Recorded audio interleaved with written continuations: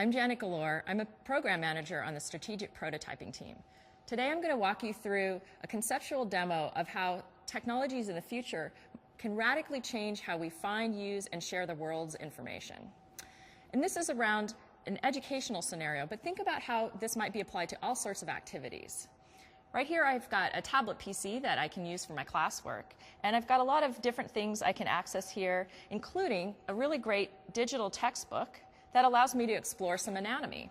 And so here I'm seeing a hand with a skeleton, but I can actually overlay a lot of other circulatory, muscle systems, and even the nervous system. So you'll notice as I'm touching different things that it's pulling in information from the internet.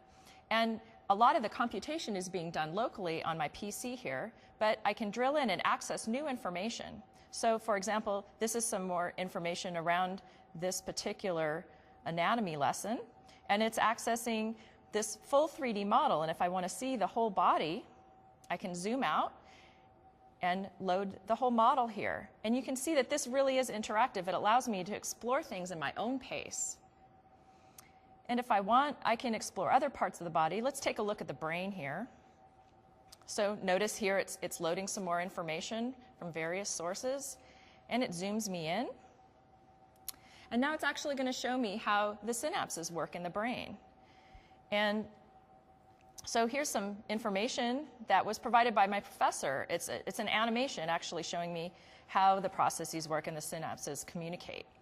So we can see that we're using a lot of information that's been authored by other authors, but here's my classmate, and Patrick, he's actually asking me to check out a drawing, and he might actually know that I'm online looking at this area of the model, and so he's done a quick drawing, and he's asking me if I want to look at it over the weekend. So social networking and the social computing we do today can really become useful and deeply integrated with all the things that we want to do.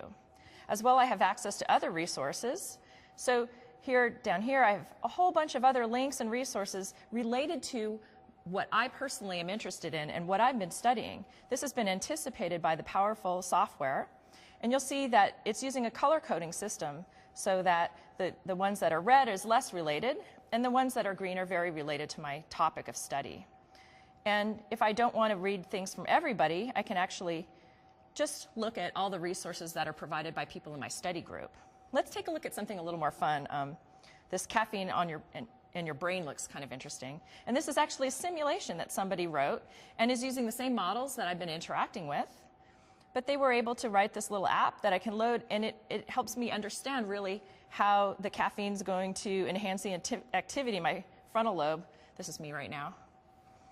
And just like before, we see that there's a lot of other related information. So if I feel like I'm getting a little off track, I can select something that's a little more related to what I'm looking at. This is a paper from the National Institutes of Health. And I don't know about you, but looking at papers, sometimes it's hard to figure out if you really want to explore them deeply. This map helps me out. It's actually a semantic analysis that's been done, exploring how all the concepts in the paper are related, and in fact, how they're relating to what I'm studying and what I'm interested in. And if I want to look at the text, it's actually already highlighted a lot of the text that I might have done myself. And again, showing me how it's related to what I'm working on.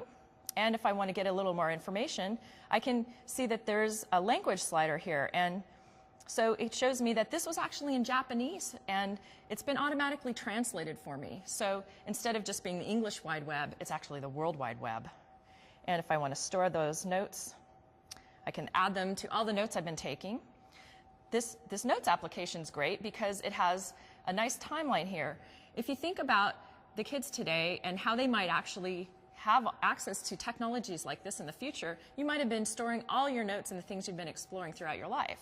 So imagine I could go back to maybe when I was in junior high and see what I was looking at when I was learning about anatomy there. My drawing style wasn't that great, but I can also zoom out a little bit and see the other things I was working on at that time and how they were all related, including tests and all my notes I took.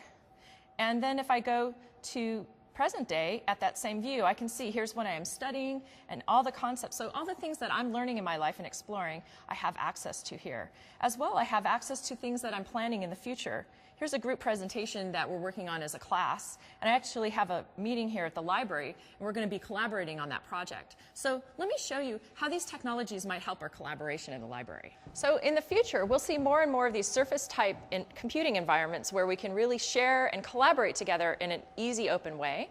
Imagine this is in the library, and I'm meeting with my classmates. I have my Slate tablet here, and I'm going to put it down, and it's showing some of the documents that I've collected that I want to share with my classmates. Now, not everybody may have this type of tablet PC. Some people may want to use a phone instead to share and store a lot of their information. The phones in the future are going to be incredibly powerful computing devices in their own right.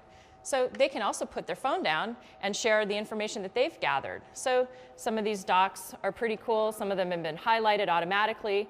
And I also have this place I can drag the information to and share it with other people in my study group.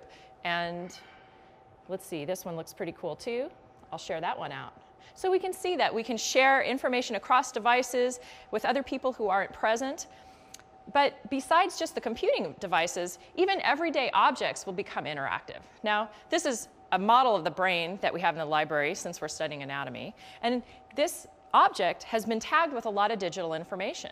And so if I put that down on the table, we can see that I've actually got some access points here where I can drill down and get a little bit more information. This is something that somebody tagged this with.